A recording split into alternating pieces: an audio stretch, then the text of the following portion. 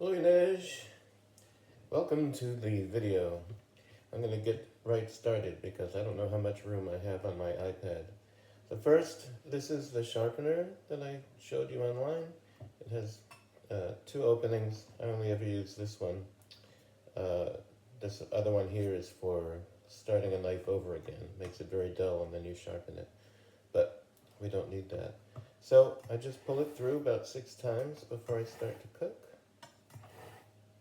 Straight up and down. And that's it. And I'm going to wash the knife. I can't show you the sink, but I'll show you how I do it. A sponge, knife, and I don't, of course, go like this on the blade. That would be silly. But I'm going to run it under water and just use the sponge to go like this. Turn it over, go like this, gently. And I like to do it after I sharpen in case there are any, I'm sure there aren't, but any little tiny pieces of metal that came from sharpening it. So I'm just going to go do that for a second.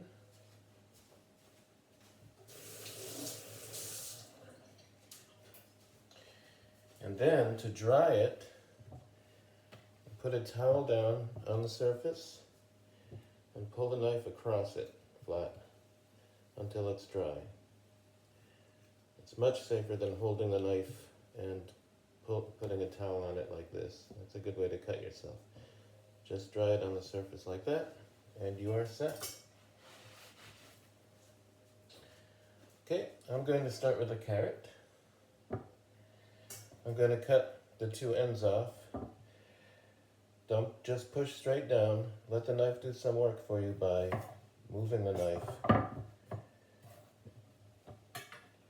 if there's any resistance. So there are a few cuts you can do with the carrot. You can do just plain rounds. Now here, to hold the vegetable, I don't know if you've been trying to hold it like this without your thumb, but that would make it fly around.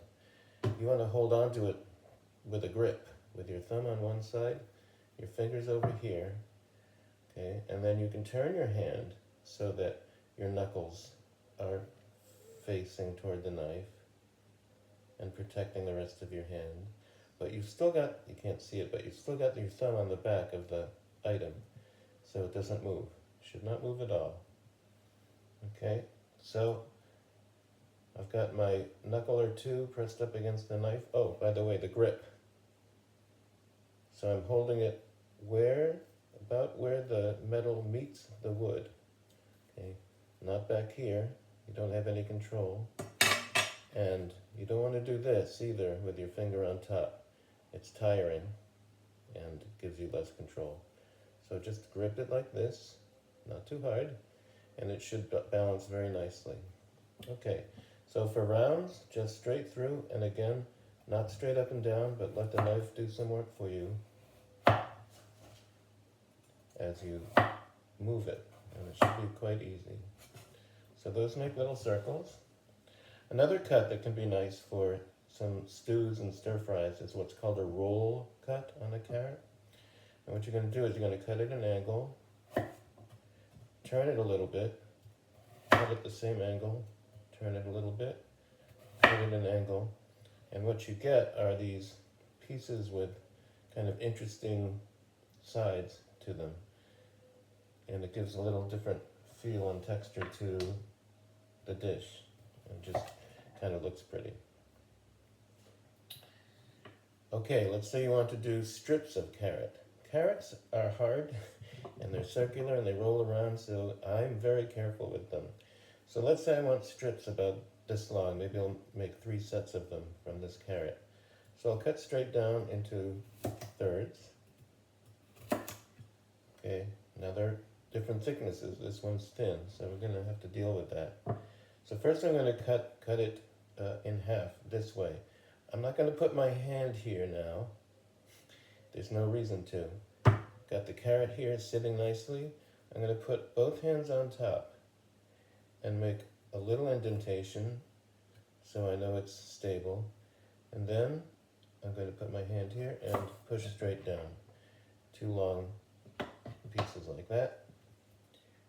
Now, again with my hands on top, I'm going to cut this one into 3, like this. Okay, and these two are pretty good. This one's, well, these could both be cut into strips. So now I've got it long, but not quite as thin as I want, like that, from the top, nice and safe. I can do this one if I want, but my goal is to kind of make them similar in shape and size.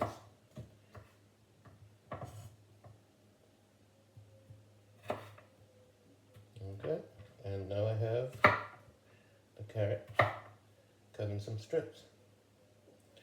From there, if I wanted brunoise or small dice, I can line them up,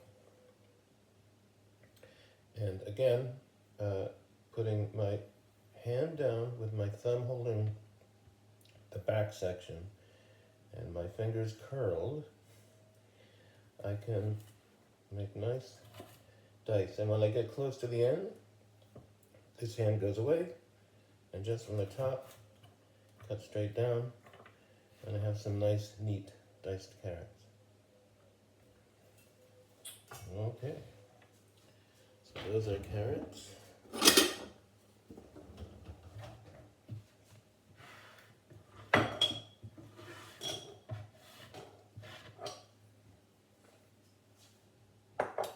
Let's go on to onions. Two things we generally do with onions is slice them and dice in either thick, large or smaller sections. Both of these onions have a little problem, but that's okay. So to slice, first we're going to cut straight down in half. Don't need our hand here. It's nice and flat on the bottom. Straight down in half. Okay, now let's pretend this onion didn't have the little part of skin inside. You can get rid of it this way, but I don't want to do that right now. Okay, so I'm going to cut slices, a couple from the one end. Note how I'm holding it, thumb in the back, fingers curled. It's not going anywhere. Turn it around, same thing, slice, slice. Okay, these slices are okay. Well, they have a little skin too. But you get the idea. Now, at this point, put that part back. No, we don't need it. Okay, at this point you have half an onion with the two ends sliced off a little bit. Now, you can turn it this way, and slice. Okay, again, fingers curled, thumb on the back, it's not going anywhere. And when I get about halfway, I can, if I won't turn it. Okay, you just always want to feel like the bottom part of what you're cutting is flat on the board. Then it's a lot safer. Okay, so there are some slices. I would do the same thing with the other half of the onion.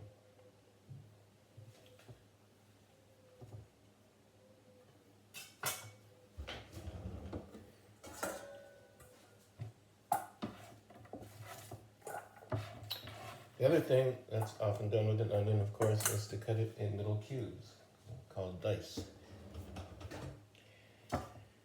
And here's the way my mom taught me. And again, I'm going to ignore this for now, the sort of ingrown part here. Step flat down on the board. And a lot of videos show you cutting it in half, and then slicing this way. I don't like that because you're cutting towards your, underneath, but towards your hand. I don't think that's necessary. So what I do is I put it down and cut down, but not all the way. Okay. Turn it. Cut the rest straight down. Okay, now I've got it in one direction. Now I've turned it quarter way so that the cuts I've made are facing left and right. And do the same thing here, straight down. You have to go slowly. It can be a little slippery. There's no rush. Turn it when you're about halfway. Cut through. Try not to cut all the way down. And now, the fun part, turn it on its side, and you can cut it into little cubes or dice. Okay, if you find it slipping, you can just cut straight down to leave a flat surface,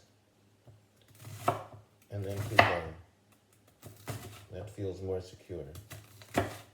And then for the end part, or let's take this part that I cut off for safety, you can take your knife, cut straight down into strips, little strips, turn it, and make more little cubes.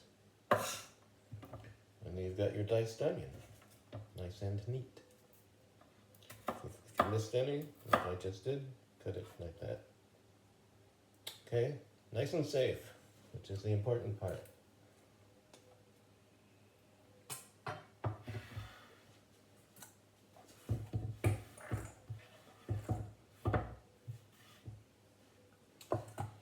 All right, I've got some green beans here. They're easier. I'm gonna give them a little rinse.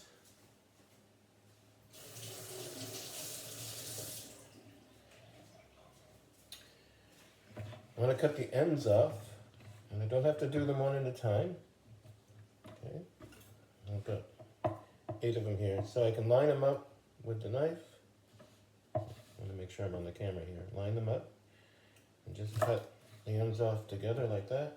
Flip them around, line them up, cut the ends.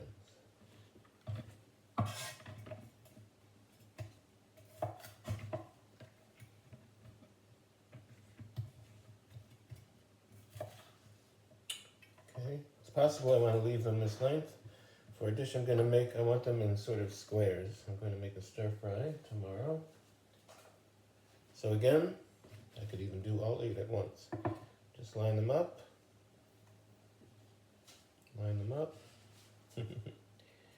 and whatever length you want. Now, right now, my fingers are like this, I know, but my knife is far away. As I get closer, I'm sure to shift so that I'm like this, with my thumb again holding on the back. You can't see it, but it's holding everything quite firmly in place. They're not all the same length, so it's going to be a little uneven at the end, but no big deal. You can take the bigger one, cut it separately, and that's pretty neat.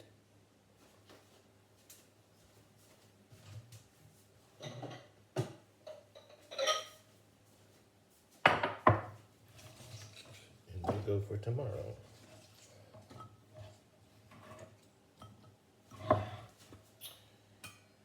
Next, potatoes. Okay, potatoes are tricky because, again, like carrots, they roll around. Okay, so let's do 3 things. Let's do thin slices, very thin, like I'm going to make fried potato chips.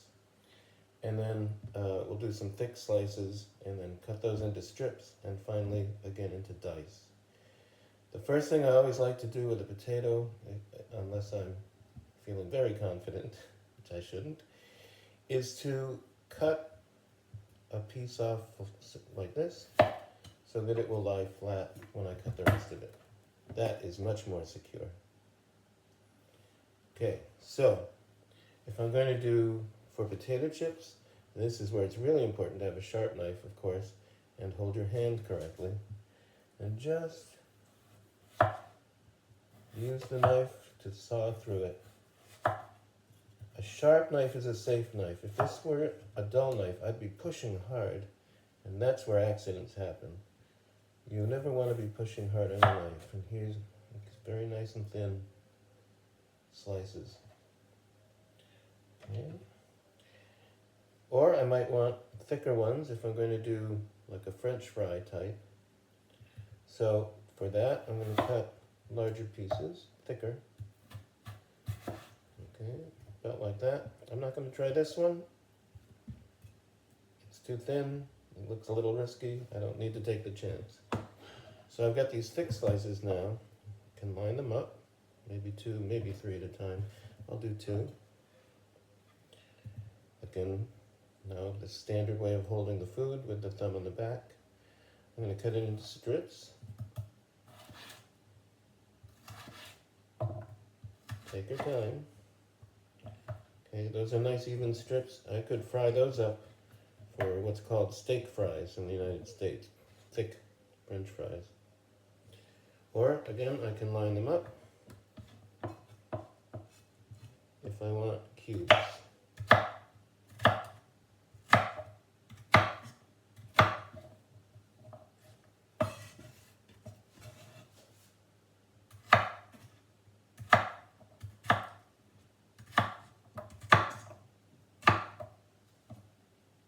Nice and safe again.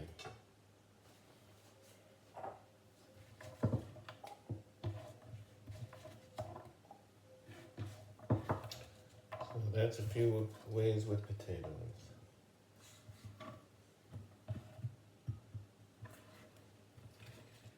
What's next? Let's do red pepper. Sometimes I cut straight, sometimes I cut straight through like this. I've seen some videos where people cut down like this across. That can be good, but this one's pretty narrow on the bottom and not very even. So I'm going to do this way. For this, you can hold the vegetable from above the knife. Okay, you're not going to hold it here. It might slip. This is safe. Again, a little start of a cut to make sure things are stable, and then straight down through. Okay, I'm going to just use my thumb and finger to clean out most of the middle.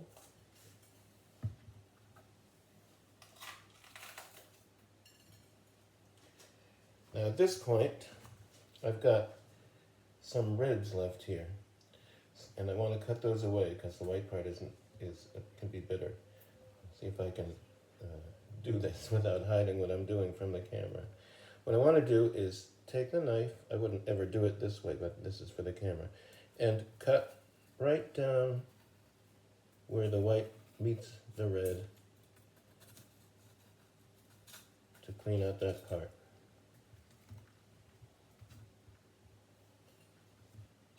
Now this part's hidden, sort of, so I'm going to cut a couple of strips first, because I want these in cubes. Cut right up against where the white part is. Set those aside. Now I have a clear shot at the white membrane, which I can cut like that. And now to keep cutting the strips. So if I want strips like that, I can leave it. This one's a little thick. I'm going to cut it in half the long way. Here I've left some white. So again, now I'm cutting a little towards my hand, but I'm not applying any pressure. And when I get close, I'm turning it around and cutting from the other side. Okay, no pressure, no chance of hurting myself. So now I have some strips. This one's a little thick too. I'm going to cut that. And once again, I can gang them up together to make cubes.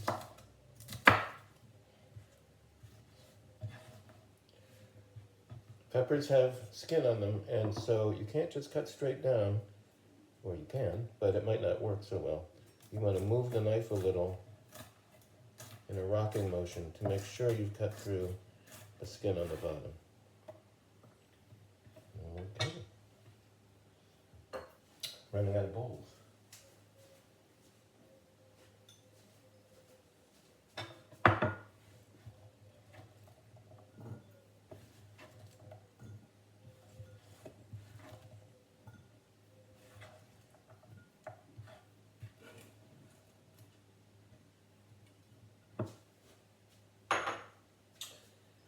Got some celery here, Eipel, celery in English. And let's say I want to also cut those into little cubes. Now, obviously, it's thicker on one end than the other. So what I like to do is on the thick end, just from the point where it starts to flare out and get thicker, I'll just cut through like that and like that. So now I have 3 parts here. 1, 2, 3. And if I take it from there and cut straight down with the tip, I've got two parts there. Okay, two halves. Two halves. So that now, if I line them up, the part with 3 will cut into about the same size as the part with 2. Again, when the knife is far away from this hand, I don't worry too much. As it gets closer, hold it with my thumb and fingers and curl the knuckles. And when it gets really close to the end, I don't need this hand to hold it down. I can just cut straight down from above. Don't need this part. And that's that for the celery.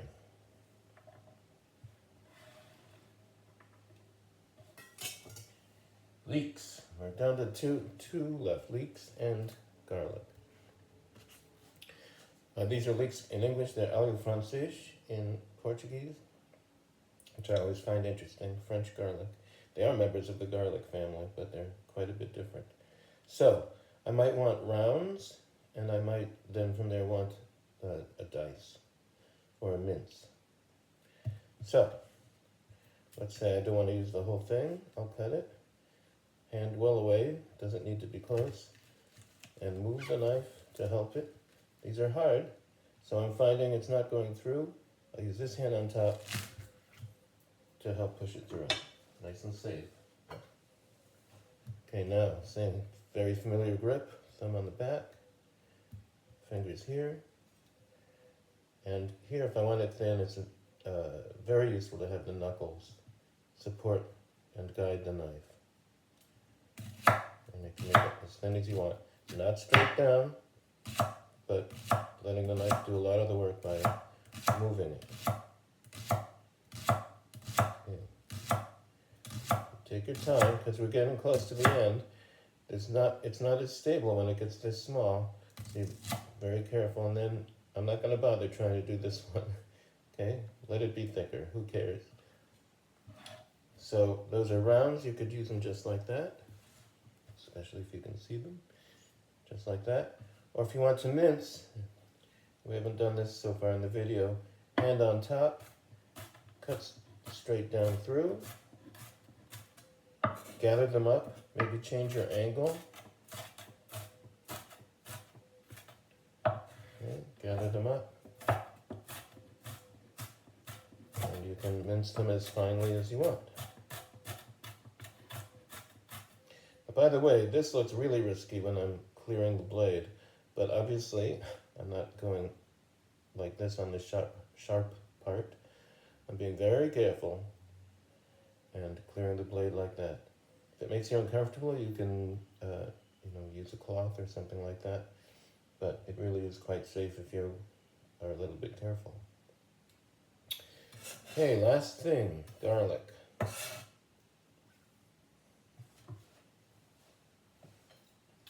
I have 2 cloves of garlic, or teeth of garlic, as they're called here.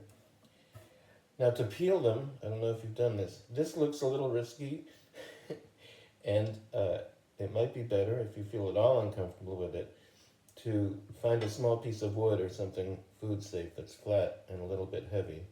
Because what I'm going to do is I'm going to put the flat of the knife on top and smack down with the palm of my hand. Now obviously, you want to keep your fingers well out of the way, and I'm used to this. I'm not sure I'm recommending it to you, but I want to show you the technique. Some people use the handle of the knife for this. But the point is that the inside of the garlic will sort of explode the skin a little bit and make it easier to peel. So, okay, so it makes a little crack in the skin.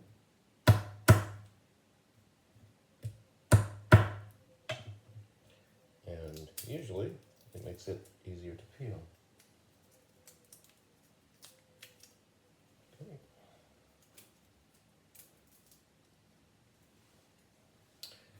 Here's the other one.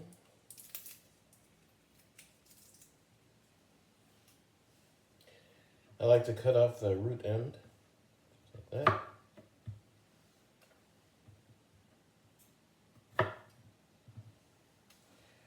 Now to mince it, it's small obviously, so you're going to start with the knuckles there and go straight down until it it's not comfortable anymore, and just leave the end.